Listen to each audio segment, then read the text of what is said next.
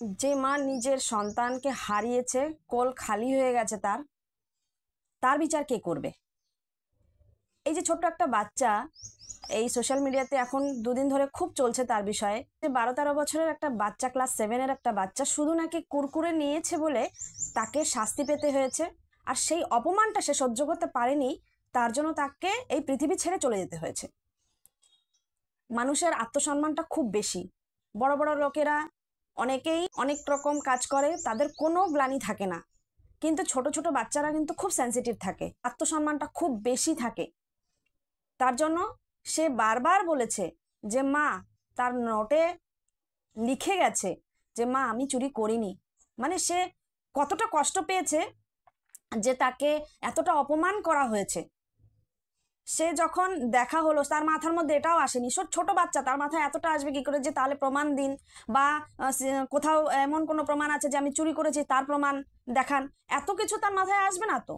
তার শুধু এইটুকুই লেগেছে যে আমাকে অপমান করা হচ্ছে, লোকের সামনে শাস্তি দেওয়া হচ্ছে। এই যে লজ্জাটা, এই লজ্জাটা সে সহ্য করতে পারেনি। এতটুকু বাচ্চা, তার মধ্যে কিছুতেই মানে এই জিনিসটা মেনে নেওয়া তার পক্ষে সম্ভব ছিল না যে তাকে হেনস্থা করা হচ্ছে, লজ্জা দেওয়া হচ্ছে, তাকে উঠবস করানো হয়েছে কান ধরে। এতটা নিচে নামতে পারি আমরা? আমরা তো বড়, আমাদের থেকে কোনোদিন কোনো ভুল হয়নি? যিনি এই কাজটা করেছে তার যে জীবন পাতা, তার পাতে কি একটাও লাল কালির দাগ পড়েনি? সে কি কখনো কোনো ভুল কাজ করেনি? তাহলে সে দৌড়ে ছুটে গেছে কেন তাকে ধরার জন্য? তাকে শাস্তি দেওয়াটা কি খুবই দরকার ছিল? তাকে তো বুঝিয়েও বলতে পারতো। আর সে তো, বাচ্চাটা তো বলেছে যে আমি আর এটা চুরি করিনি, এটা পড়েছিল, আমি নিয়ে এসেছি, আমি টাকাটা দিয়ে দিচ্ছি। সে তো টাকাও দিতে চেয়েছে, সে নাকি 20 টাকাও দিতে চেয়েছে। তাহলে 5 টাকা দামে 15 টাকার যে চিপস, সেখানে সে 20 টাকার নোট দিয়ে যখন দেখা গেল যে সে বলছে যে আমি পয়সা দিচ্ছি, আপনি টাকাটা রাখুন, তাহলে আপনি তো সেই সময় টাকাটা রেখে তাকে ভালো করে বুঝিয়ে বলতে পারতেন। এতটা বয়স যে হয়েছে, এই বয়সের এত দূর, জীবনের এতটা বয়স পেরিয়ে আসার তো কোনো কাজেই লাগলো না। আপনার একটা ছোট্ট একটা এই ভুলের জন্য আপনি যদি বুঝিয়ে বলতেন যে এইরকম করা উচিত না, তোমাকে তোলা উচিত ছিল না, তাহলে তুমি রেখে আসতে, বা তুমি ধরে থাকতে, দাঁড়িয়ে থাকতে, তুমি যে নিয়ে এসছো এটা তোমার ভুল হয়েছে, এইটুকু যদি না করতে, তাহলে তোমাকে কেউ ভুল বুঝতো না। এইভাবেও তো বোঝানো যেত, টাকাটা নেওয়া যেত। কিন্তু তাকে শাস্তি দেওয়া হয়েছে কি না, তাকে শিক্ষা দেওয়া হচ্ছে। শিক্ষা দিয়ে তাকে এমন বোঝানো হচ্ছে যে তুমি ছোট, তুমি ভুল করেছো, কিন্তু আপনি যে বড়, আপনি যে ভুলটা করেছেন তার শিক্ষা কে দেবে?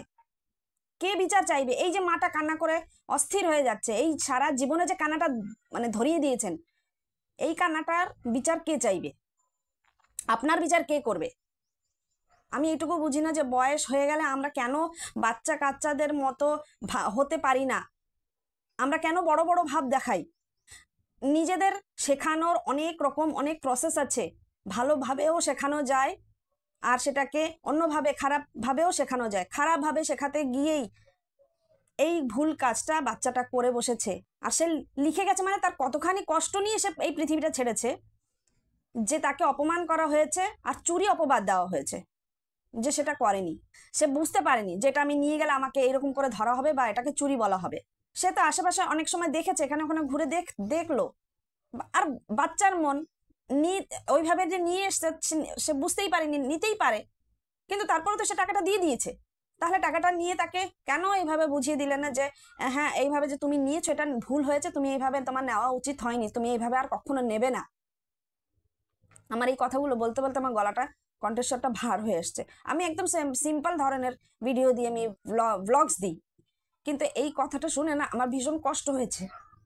মা তো, কোনো একটা মা কোল খালি হয়ে গেছে, সেই কষ্টটা আমি বুঝতে পারছি। তো আমরা কাউকে শিক্ষা দেওয়ার জন্য, বাচ্চাদেরকে শিক্ষা দেওয়ার জন্য, বড়দেরকেও অনেক সময় আমরা শিক্ষা দিতে গিয়ে এমন ভুল কাজ করে বসি, তার কোনো ফিরিয়ে নেওয়ার আমাদের সুযোগ থাকে না। এমন একটা ভুল আমরা করে বসি। এই ভুলটুকুর জন্য এত বড় সিদ্ধান্ত সেই বাচ্চাটা নিয়ে নিল। আমার এটাই প্রশ্ন যে আপনি যে শাস্তি দিয়েছেন বাচ্চাটাকে, তার জন্য সেই ভুল কাজটা করেছে, কিন্তু আপনি যে কাজটা করেছেন তার শাস্তি আপনাকে কে দেবে? তার জন্য আপনাকে কে জবাব চাইবে যে আপনি এটা কেন করলেন?